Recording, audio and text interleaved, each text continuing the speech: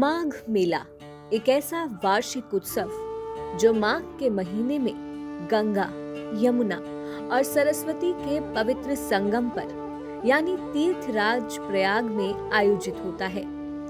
इसे मिनी कुंभ मेला भी कहा जाता है। कड़कड़ाती ठंड के बीच इस धार्मिक मेले में कल्पवास करने का विशेष महत्व है। संगम पर माघ के पूरे महीने निवास कर पुण्य फल प्राप्त करने की साधना को कल्पवास कहते हैं।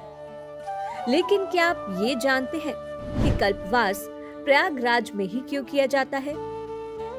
क्यों हर साल माघ का मेला आयोजित होता है? ये परंपरा कब से शुरू हुई थी? इसका इतिहास क्या है? आज हम आपको इन सभी प्रश्नों का उत्तर इस वीडियो में देने जा रहे हैं। प्रयागराज भारत के सर्वाधिक पवित्र तीर्थ स्थलों में से एक है।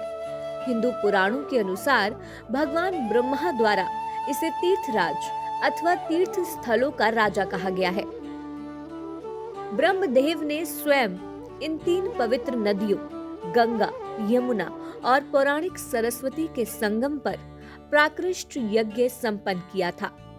प्रयाग का माघ मेला विश्व का सबसे बड़ा मेला है। हर साल यहाँ लाखों की संख्या में साधु संत समेत अनेकों श्रद्धालु पहुँचते हैं। कुछ पूरे माघ माह कल्पवास करते हैं तो कुछ केवल विशेष तिथियों पर स्नान करने के लिए आते हैं। पौराणिक कथा के अनुसार समुद्र मंथन में अमृत कलश के निकलने पर देवताओं और असुरों का बहुत बड़ा संग्राम हुआ था। देवराज इंद्र अमृत कलश छिपाने के लिए पृथ्वी के चारों तरफ भागे, जिसमें से अमृत की कुछ बूंदें हरिद्वार, प्रयागराज, उज्जैन और नासिक में गिर गई थी। तभी से इन चारों स्थानों पर स्नान का विशेष महत्व बताया गया है। माघ मेले की एक और कथा पद्म पुराण में मिलती है। कथा अनुसार भृगु देश की कल्याणी नामक ब्राह्मणी को बचपन में ही वैदव्य प्राप्त हो गया था। इससे वह रेव कपिल के संगम पर जाकर तप करने लगी। इस दौरान कल्याणी ने 60 माघों का स्नान किया था और अंत में अपने प्राण वहीं त्याग दिए थे। लेकिन माघ मास में स्नान के पुण्य से वह परम सुंदरी अप्सरा तिलोत्तमा के रूप में अवतार लेकर इंद्रलोक चली गई। सम्राट हर्षवर्धन के काल में भी माघ मेले का जिक्र आता है। बताया जाता है कि चीनी यात्री हुएन सांग ने लिखा है कि सम्राट हर्षवर्धन प्रयागराज में हर साल माघ मास के दौरान स्नान करने जाते थे।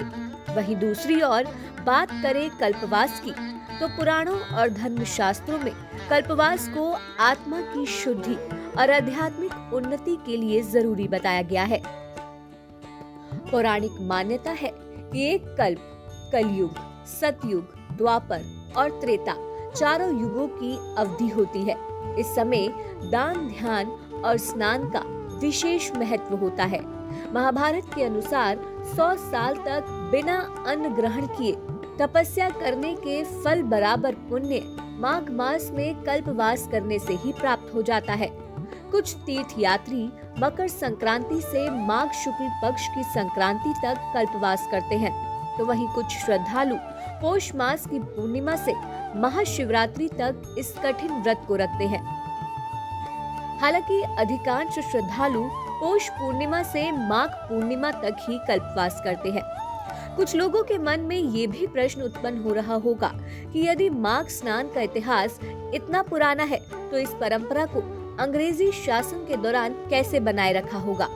दरअसल अंग्रेजों के जमाने में माघ मास में स्नान के लिए अंग्रेज सरकार शुल्क वसूल किया करती थी।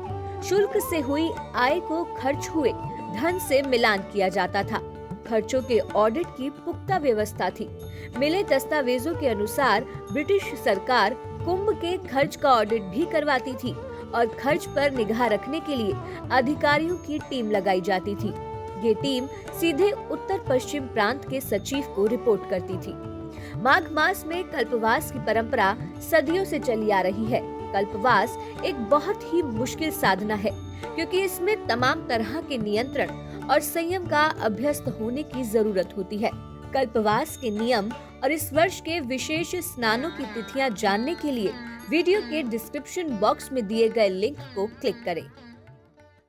आप हमारे संत वाणी चैनल को सब्सक्राइब करें, वीडियो को लाइक करें, शेयर करें और हाँ, बेल आइकन पर क्लिक करना बिल्कुल ना भूलें ताकि हमारी किसी भी वीडियो की सूचना सबसे पहले आपको मिले।